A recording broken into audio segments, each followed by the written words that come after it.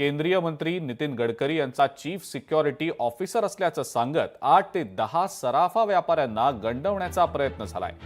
राजबीर चावला नावाच्या एका तोतयानं 8 ते 10 सराफा व्यापाऱ्यांना गंडवण्याचा प्रयत्न केलाय।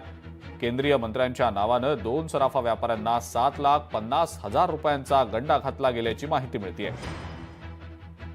रोकडे ज्वेलर्समध्ये केंद्रीय मंत्र्यांच्या नावाचा वापर करून फसवणूक करण्याचा प्रयत्न करताना या युवकाचं बिंग फुटलं।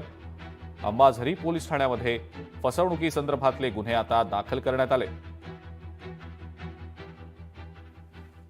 एक केंद्रीय मंत्री माननीय नितीन गडकरी साहेब यांचं नाव घेऊन त्यांचं सिक्युरिटी एजन्सीचा चीफ आहे असं सांगून त्यांनी त्यांच्याकडे जवळजवळ 31 ग्रॅम म्हणजे 2,57,000 रुपयाचं 2 चेन सोन्याच्या खरेदी केल्या आणि साहेबांची ओळख सांगून त्यांनी त्या ठिकाणी ते चेक दिला आणि पेमेंट कॅश किंवा इतर कुठलेही ऑनलाईन पेमेंट न करता चेकद्वारे पेमेंट केलं।